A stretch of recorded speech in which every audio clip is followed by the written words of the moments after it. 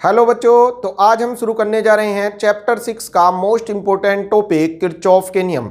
बच्चों, ये जो किरचॉफ के नियम है ये बोर्ड एग्जाम के साथ साथ सभी कॉम्पिटिटिव एग्जाम के लिए बहुत इंपॉर्टेंट है और किरचॉफ के नियम पर आधारित बहुत सारे न्यूमेरिकल अक्सर बोर्ड एग्जाम में और कॉम्पिटिटिव एग्जाम में पूछे जाते हैं। और आगे भी जो टॉपिक मैं पढ़ाऊंगा इस चैप्टर में, व्हीटस्टोन ब्रिज है ना, पोटेंशियोमीटर, उन सब में किरचॉफ के नियम का अनुप्रयोग देखने को आपको मिलेगा। तो इसको आपको अच्छी प्रकार से समझना है, मेरे साथ साथ नोट्स बनाते चलें। ठीक है बच्चों, अब देखिए किरचॉफ के नियम। किरचॉफ ये साइंटिस्ट का नाम है किरचॉफ, जो नहीं पढ़ेगा किरचॉफ उसका हो जाएगा स्विच ऑफ। तो ध्यान दें, इसको ध्यान से पढ़ना है। किरचॉफ ने सरल परिपथ में धारा ज्ञात करने के लिए, धारा निकालने के लिए, किसी प्रतिरोध में धारा का मान निकालने के लिए कि प्रतिरोध में धारा कितनी प्रवाहित हो रही है, इसका मान ज्ञात करने के लिए दो नियम दिए। ठीक है, तो किरचॉफ के दो नियम है, प्रथम नियम, द्वितीय नियम।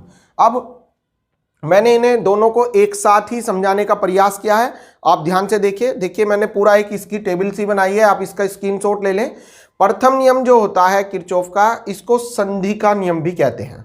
ठीक है, जंक्शन रूल भी बोलते हैं इसको। जंक्शन रूल इसलिए बोलते हैं क्योंकि ये जो प्रथम नियम है किसी वैद्युत परिपथ की किसी संधि पर मिलने वाली बहुत सारी धाराओं के बारे में सूचना देता है।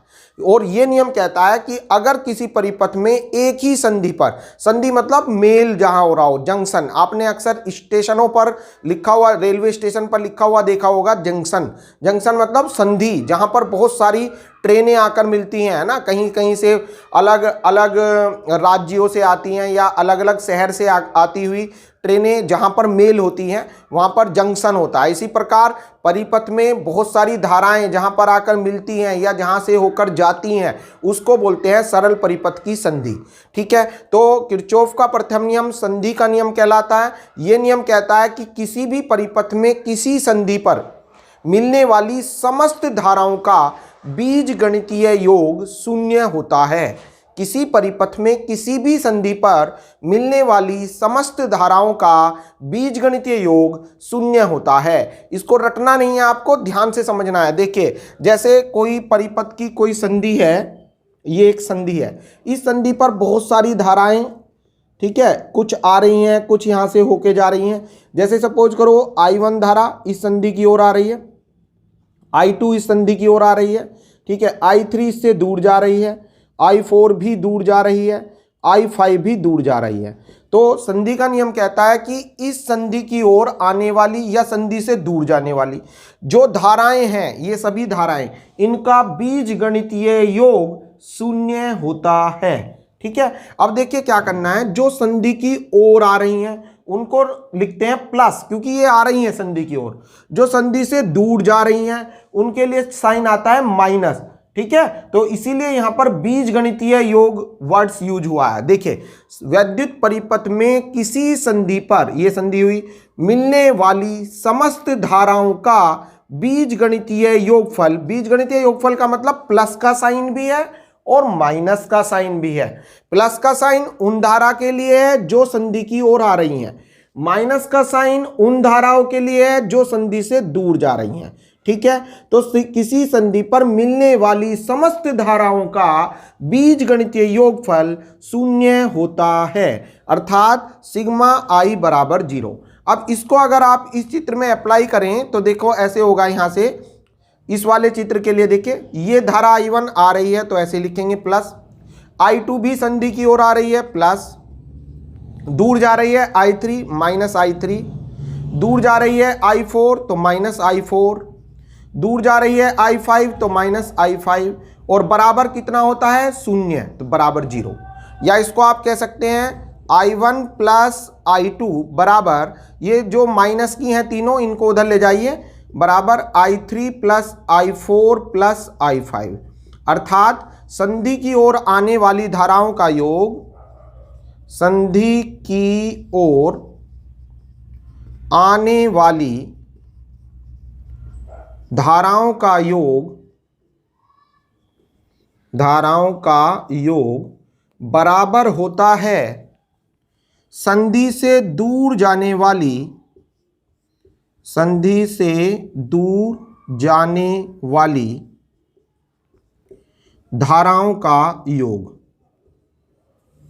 ठीक है, संधि की ओर आने वाली धाराओं का योग बराबर होता है संधि से दूर जाने वाली धाराओं का योग। ठीक है, तो ये नियम कहता है किसी परिपथ में किसी संधि पर, मेरे साथ साथ याद करो बेटा बोल के, किसी परिपथ में किसी संधि पर मिलने वाली समस्त धाराओं का बीजगणितीय योग शून्य होता है। ठीक है, तो अब शून्य होता है अर्थात बीजगणितीय योग, तो बीजगणितीय योग में देखना है जो धाराएं संधि की ओर आ रही हैं उनके लिए प्लस साइन, जो धाराएं संधि से दूर जा रही हैं उनके लिए माइनस साइन। तो I1 प्लस I2 ये दूर जा रही हैं, minus I3 minus I4 minus I5 बराबर 0, या I1 प्लस I2 बराबर इसे इधर ले जाओ I3 plus I4 plus I5, अर्थात संधि की ओर आने वाली धाराओं का योग बराबर होता है संधि से दूर जाने वाली धाराओं का योग। ठीक है, तो ये इसका एग्जाम्पल हो गया, चित्र बना के कर आना इसको। और फॉर्मूला धाराओं का बीजगणितीय योग शून्य होता है, ये इसका फॉर्मूला हो गया। और ये जो नियम है वो आवेश संरक्षण के नियम को बताता है। क्यों? देखिए, जितनी धारा आई अर्थात जितना आवेश आया वो धाराएं अर्थात वो आवेश बट गया 3 भागों में, तो कुल मिलाकर सारा आवेश कैसा रहा? नियत, अर्थात यह नियम आवेश के संरक्षण के नियम को बताता है। तो एक बार पूछा गया था एग्जाम में कि किरचॉफ का प्रथम नियम किस राशि के संरक्षण पर आधारित है, तो आप क्या लिखाओगे? किरचॉफ का प्रथम नियम आवेश संरक्षण पर आधारित है, क्योंकि आपने देखा इसमें आवेश नियत होता है। ठीक है, तो ये आवेश संरक्षण पर आधारित है। मैं अपेक्षा करता हूं किरचॉफ का प्रथम नियम आप लिखे आएंगे पेपर में, इसके ये पेपर में किरचॉफ का प्रथम नियम लिखो, ये ऐसे आएगा, या किरचॉफ के संधि के नियम को उदाहरण सहित समझाइए, ऐसे आएगा। तो संधि का नियम या परिपथ का प्रथम नियम एक ही बात है। ठीक है, ये इसका नियम हो गया और ये इसका उदाहरण हो गया। तो मैं अपेक्षा करता हूं ये आपके नियम अच्छा समझ में आ गया होगा। अब दूसरा नियम जिसे हम बोलते हैं वोल्टता का नियम। ठीक है, तो किरचॉफ का द्वितीय नियम लिखो या वोल्टता का नियम लिखो, एक ही बात है। और ये ऊर्जा के संरक्षण पर आधारित है, इस बात को भी नोट कर लें। किरचॉफ का द्वितीय नियम ऊर्जा के संरक्षण पर आधारित है, अर्थात इसमें ऊर्जा नियत रहती है पूरे प्रोसेस में। तो देखिए ये नियम, पहली बात याद रखना, जैसे ये नियम लगता है संधि के लिए, ऐसे ही द्वितीय नियम लगता है बंद पास के लिए, घेरे के लिए। ठीक है, किरचॉफ का प्रथम नियम लगता है संधि के लिए, संधि के लिए। किरचॉफ का द्वितीय नियम लगता है बंद पास के लिए, ऐसे ये कोई बंद घेरा, ये एक बंद घेरा हो गया। ठीक है, अब इस घेरे में अगर सेल लगा दें, ये सेल और सेल के साथ प्रतिरोध, ये प्रतिरोध। ठीक है, एक और सेल और उसके साथ प्रतिरोध, ये प्रतिरोध। ठीक है, अब सेल प्रतिरोध ये क्या होते हैं, ये सब मैंने पिछले लेक्चर में पढ़ाए हैं, इनको ध्यान से देखना बेटा। पिछला लेक्चर आप देख लें तब इस लेक्चर को देखें तो बहुत अच्छा समझ में आएगा। ये सेल है ना, plus minus, cell plus minus ऐसे बनाते हैं। जो बड़े वाला क्लिप पॉजिटिव, छोटे वाली लाइन नेगेटिव, ऐसे लिख देते हैं। अब मान लीजिए इस सेल का विद्युत वाहक बल E1 है और इस सेल के साथ में एक प्रतिरोध R1 जुड़ा है। ठीक है, इसी प्रकार इस बंद पास में एक अन्य सेल जुड़ी है जिसका विद्युत वाहक बल E2 है। विद्युत वाहक बल मतलब टोटल वोल्टेज, इसकी टोटल वोल्टता। ठीक है, E2 है और इसका ये R2 प्रतिरोध में धारा भेज रही है। साथ में ये दोनों सेल एक अन्य प्रतिरोध R3 से जुड़ी हैं, एक अन्य प्रतिरोध ये लिया हमने R3। ठीक है बेटा, ध्यान से देखिए, एक सेल E1 इसके साथ प्रतिरोध R1, एक दूसरी सेल E2 प्रतिरोध R2, एक पास तो ये हो गया। अब इसी के साथ मैंने एक पास और जोड़ दिया, उसमें केवल प्रतिरोध लगा दिया R3। ठीक है, इसमें मैंने कोई सेल नहीं लगाई। क्यों नहीं लगाई? मेरी मर्जी।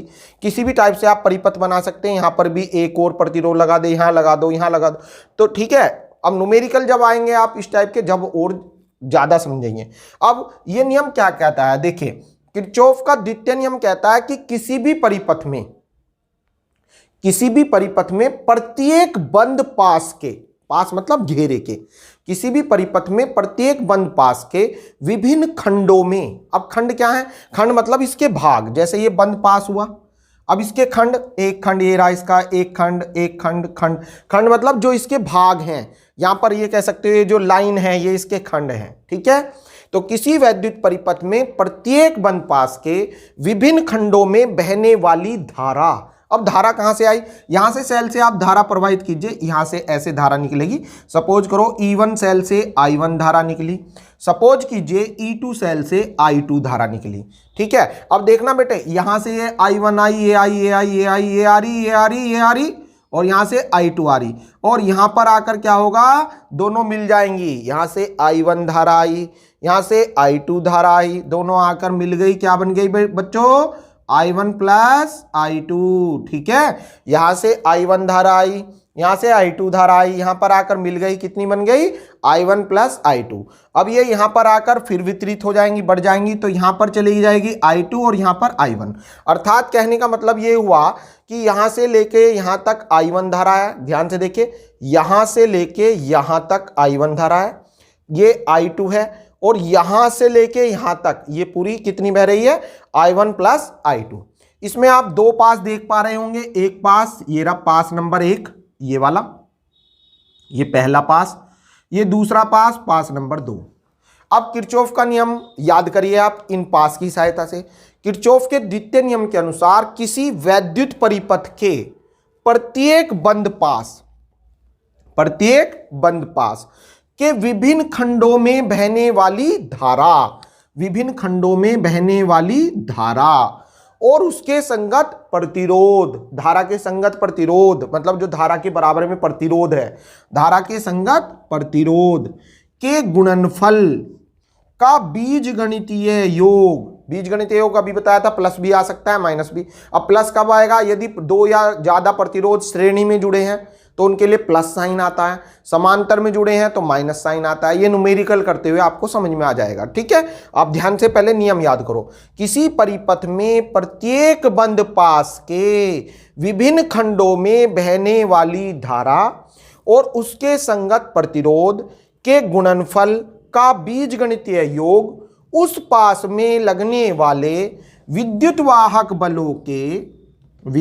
बल का ऐसे लिखते हैं ई से, विद्युत वाहक बलों के बीजगणितीय योग के बराबर होता है। ठीक है, फिर सुनो, किसी वैद्युत परिपथ में प्रत्येक बंद पास के विभिन्न खंडों में बहने वाली धारा और उसके संगत प्रतिरोध के गुणनफल का बीजगणितीय योग उस पास में लगने वाले विद्युत वाहक बलों के बीजगणितीय योग के बराबर होता है।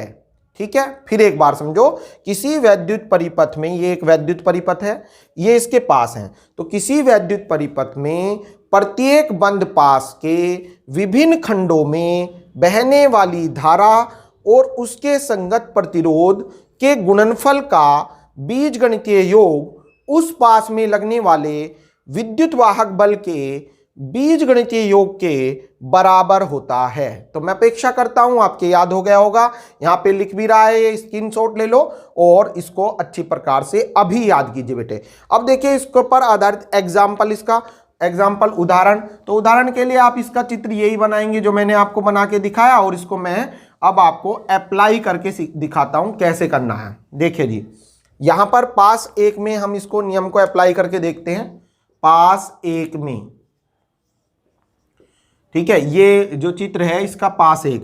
अब इसमें नियम अप्लाई करेंगे। नियम क्या होता है, धारा I प्रतिरोध R के गुणनफल का बीजगणितीय योग मतलब सिग्मा बराबर होता है विद्युत वाहक बल E के बीजगणितीय योग के बराबर होता है। ठीक है, ये नियम हो गया। अब इसको आप यहां पर अप्लाई करिए। तो नियम कैसे अप्लाई होगा, देखिए, धारा और इसके संगत प्रतिरोध, धारा क्या है बच्चों, I1 और इसके संगत प्रतिरोध R1, तो ये हो गया I1 गुणा R1। ठीक है, I1 गुणा R1। अब इसके ठीक समांतर में धारा I2 और प्रतिरोध R2, तो I2 और प्रतिरोध R2। अब कौन से क्रम में बेटा, ये है आपके समांतर क्रम में। अब कैसे पता चलेगा हमें समांतर क्रम में, अगर दो सेल प्लस प्लस से जुड़ रहा है, माइनस माइनस से जुड़ रहा है, तो उनका होता है समांतर क्रम। ठीक है, तो चूंकि यहां पर दोनों सेलें समांतर में है, अर्थात ये प्रतिरोध भी समांतर क्रम में है, और समांतर क्रम में चिन्ह आता है माइनस, तो बीच में चिन्ह लगा देंगे इनके माइनस, बराबर हो जाएगा विद्युत वाहक बलों के बीजगणितीय योग के बराबर। विद्युत वाहक बल पहली सेल का क्या है E1, दूसरी सेल का E2। अब बीजगणितीय योग मतलब बीच में प्लस लगाएं या माइनस लगाएं, तो उसके लिए आपको देखना है चूंकि ये समांतर में है तो बीच में माइनस। ठीक है, एक बार फिर देखो बेटे कैसे करा। पास एक ये चमक रहा है आपको, इसमें नियम अप्लाई करना सीख रहे हैं आप। नियम अप्लाई करने के लिए क्या करेंगे, धारा और उसके संगत प्रतिरोध। धारा क्या है बच्चों I1 और इसके संगत प्रतिरोध R1 का गुणनफल। ठीक है, फिर दूसरी लाइन में जाइए, इसी पास की दूसरी लाइन ये रही, धारा I2 प्रतिरोध R2। बीजगणितीय योग उसके लिए आपने देखा कौन सा क्रम है, ये समांतर क्रम है, तो बीच में आ गया बेटा माइनस, बराबर विद्युत वाहक बल यहाँ पर E1, यहाँ पर विद्युत वाहक बल E2, समांतर है तो बीच में माइनस। ठीक है बेटा, E1 माइनस E2, ये नियम अप्लाई हो गया पास 1 में इसमें। अब ऐसे ही पास 2 में, पास 2 ये रहा बेटे, ये पास 2। अब पास 2 में नियम अप्लाई करिए, धारा I2 प्रतिरोध R2। धारा क्या है I2 और इसके संगत प्रतिरोध R2। ठीक है, नीचे आइए, यहां पर देखिए I1 ऊपर से आई, I2 यहां से आई, यहां पर क्या हो गई I1 plus I2, I1 plus I2 और इसके संगत प्रतिरोध क्या है बच्चों R3। अब कौन से क्रम में है बेटा, ये श्रेणी में है। अब हमें कैसे पता चलेगा इस श्रेणी में, देखो यहां से I1 आई, यहां से I2 आई, दोनों आकर मिल गई, अर्थात दोनों का यहां अध्यारोपण हो रहा है। I1 भी इसी में आ रही है, I2 भी इसी में आ रही है, अर्थात दोनों का अध्यारोपण हो रहा है, अर्थात I1 प्लस I2, तो दोनों धाराएं इसी में आ रही हैं और यहां से जाकर फिर इन दोनों में बट रही हैं। तो अर्थात कुल मिलाकर ये बात हुई कि प्रतिरोध R3 जो है वो सेल E1 के लिए भी श्रेणी क्रम में है और सेल E2 के लिए भी श्रेणी क्रम में है, क्योंकि इसमें R3 में E1 की धारा भी आ रही है। ध्यान देंगे, R3 में I1 भी आ रही है, I1 मतलब E1 की धारा भी आ रही है, और I2 भी आ रही है मतलब E2 की धारा भी आ रही है। कहने का मतलब R3 E1 और E2 दोनों के साथ श्रेणी क्रम में है। ठीक है, तो अब देखिए पास 2 में नियम लगाया, पास 2 में ये वाला, ये पास 2 है तो धारा I2 प्रतिरोध R2। ठीक है, और फिर नीचे आए, धारा क्या है बच्चों यहाँ पर I1 प्लस I2 और इसके साथ प्रतिरोध R3। अब कौन से क्रम में बेटा, ये श्रेणी, तो बीच में लगा दो प्लस, बराबर, और तो कोई धारा प्रतिरोध नहीं है। ठीक है, बस काम खत्म हुआ, बराबर पे आगे बराबर। अब विद्युत वाहक बल देखिए, विद्युत वाहक बल क्या है बेटा E2। तो ये पास 2 में नियम अप्लाई कर दिया मैंने, तो मैं अपेक्षा करता हूं नियम अप्लाई करना आप पे कुछ हद तक आ गया होगा। वैसे न्यूमेरिकल जब आप करेंगे तो और बहुत कुछ सीखेंगे। अब देखिए सपोज करो मैं यहां पर नियम अप्लाई करता ऐसे बाहर बाहर, इसे भूल जाइए, ये बीच में सपोज करो कुछ नहीं है और हम नियम यहां पर अप्लाई करें इस वाले पास में, तो देखो नियम ऐसे अप्लाई होगा। यहां पर धारा गुणा प्रतिरोध, धारा क्या है बेटा I1 और इसके संगत प्रतिरोध R1, I1 गुणा R1। नीचे आइए, धारा क्या है बच्चों I1 प्लस I2 और इसके संगत प्रतिरोध R3। ठीक है, कौन से क्रम में है, श्रेणी में, चूंकि इसमें दोनों धाराएं आ रही हैं, प्लस लगा दो, बराबर सेल का विद्युत वाहक बल E1। ठीक है, ये इसमें हो गया। तो मैं अपेक्षा करता हूं किरचॉफ के दोनों नियम आपके अच्छे समझ में आ गए होंगे। अब हम देखते हैं किरचॉफ के प्रथम नियम पर आधारित न्यूमेरिकल क्वेश्चन किस टाइप के आएंगे। देखिए बच्चों, ये क्वेश्चन है यूपी बोर्ड 2018 में आया हुआ है, इस पर बेस्ड और भी क्वेश्चन आ सकते हैं ऐसे ही संख्या चेंज करके, तो इसको ध्यान से देखिए। जैसे यहाँ पर देखिए एक धारा 4 एम्पियर, दूसरी धारा 2 एम्पियर, ये एक संधि ये हो गई, यहाँ पर आकर मिली। ठीक है, फिर यहाँ से चली आगे, फिर ये यहाँ पर दूसरी संधि आई, यहाँ से 1 एम्पियर और एक ये ऐसे चली गई और यहाँ पर 1.3 एम्पियर और ये आई। अब ये कह रहा है दर्शाए गए परिपथ में अज्ञात धारा I का मान ज्ञात कीजिए। ठीक है, यहां से हमें I की वैल्यू पुट करनी है, I कितनी है, I की वैल्यू कैलकुलेट करनी है। तो बच्चों ये निकालने के लिए यहां से देखिए दो धारा आई, 4 एम्पियर 2 एम्पियर यहां पर आकर मिली, यहां कुछ नहीं दिया है तो यहां पर आप एक धारा मान लो पहले I। ठीक है, या इसे कह दो I1। तो पहले I1 निकालिए, चूंकि I1 ये संधि, पहली संधि इसको P मान लो, दूसरी संधि Q मान लो, इस तीसरी संधि R मान लो। ठीक है, पहले संधियों का नाम मान लेते हैं P Q R। पहले बच्चों हम चलते हैं संधि P के लिए। संधि P के लिए, संधि P पर दो धाराएं आ रही हैं, 4 2, और तीसरी धारा जो मैंने अपने आप से मानी ये दूर जा रही है। अब इसका जो मान है वो बराबर होगा इसके प्लस इसके, क्योंकि संधि की ओर आने वाली धाराओं का योग बराबर संधि से दूर जाने वाली धाराओं का योग। तो अर्थात I1 बराबर होगा दूर जाने वाली धारा का योग बराबर पास आने वाली धाराओं का योग, मतलब 4 + 2। कहने का मतलब I1 बराबर होगा 6 एम्पियर। तो I1 बराबर 6 एम्पियर आ गया। अब ये इस संधि पर I1 आया, ठीक है, ये आया I1, और इस 6 एम्पियर में से 1 एम्पियर इधर चला गया और बचा हुआ इधर, ठीक है। सपोज कीजिए ये I2 है। अब आपको क्या करना है, संधि Q के लिए आइए, ऐसे ही संधि Q के लिए, संधि Q के लिए इसमें क्या करेंगे बेटा, संधि Q पर, इस संधि Q में देखो I1 धारा आ रही है इसकी ओर, एक दूर जा रही है और I2 दूर जा रही है। अब क्या करना है, I1 आ रही है, I1 ऐसे ही लिखो, ये दूर जा रही है -1, ये दूर जा रही है -I2 और बराबर 0, क्योंकि समस्त धाराओं का बीजगणितीय योग 0 होता है। या ये भी कह सकते हो कि I1 बराबर होगा 1 + I2, मतलब आने वाली धाराओं का योग बराबर दूर जाने वाली धाराओं का योग, ठीक है। ऐसे भी लिख सकते हैं इसको, आने वाली धारा मतलब I1 6 बराबर है दूर जाने वाली धारा मतलब 1 + I2, ठीक है बेटा। तो यहां से I2 की वैल्यू फाइंड हो जाएगी। I2 = इसको इधर ले आइए, 6 - 1 मतलब 5 एम्पियर। तो I2 आ गया बच्चों हमारा, ये आ गया, लो जी 5 एम्पियर, ठीक है। अब आ जाओ संधि R के लिए, संधि R के लिए। तो ऐसे क्वेश्चन में पहले सवाल को पूरा संधियों में बांट लो और फिर हल करें। अब इसमें देखिए I2I, और जबकि I2 में से 1.3 अलग हो रही है और I अलग हो रही है, तो आपको क्या करना होगा, 5 8 जो आने वाली धाराओं का योग 5 है, बराबर होता है दूर जाने वाली धाराओं का, ये आ रही है और यो ये क्या जा रही है, दूर जा रही हैं। तो 5 बराबर होगा दूर जाने वाली धारा 1.3 और plus I। It means I = हो जाएगा 5 में से माइनस कर दो 1.3, जब 5 में से 1.3 घटाएंगे तो यह आ जाएगा 3.7 क्या एम्पियर, ये आ गया।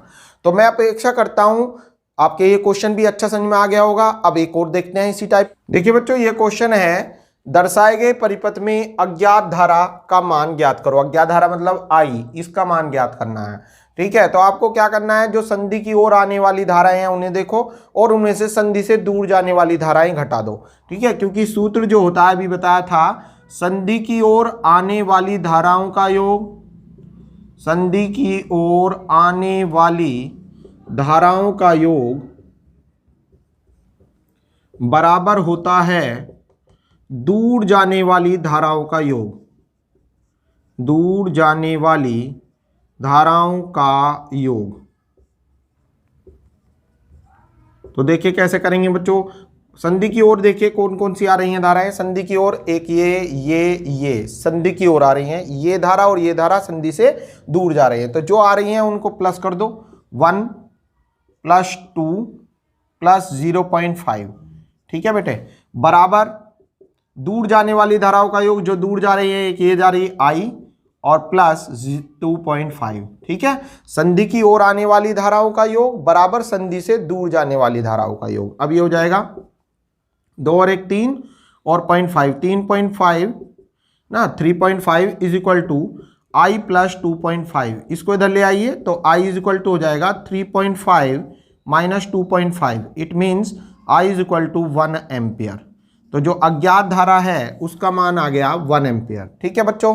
तो मैं अपेक्षा करता हूं किरचॉफ के प्रथम नियम पर आधारित आसान क्वेश्चन आपके समझ में आ गए होंगे। अब हम अगले लेक्चर में किरचॉफ के द्वितीय नियम पर आधारित बहुत इंपॉर्टेंट क्वेश्चन करना सीखेंगे, ठीक है। वे बंद पास के विभिन्न खंडों में धाराएं निकालना सिखाएंगे आपको, जो कि बोर्ड एग्जाम में 5 नंबर तक का क्वेश्चन उस पर आ जाता है, ठीक है। तो इसलिए हम उसका एक सेपरेट लेक्चर बनाएंगे जिसमें हम बहुत सारे क्वेश्चन आपको कराएंगे, ठीक है। तो आज के लिए इतना ही बहुत है। Thank you so much.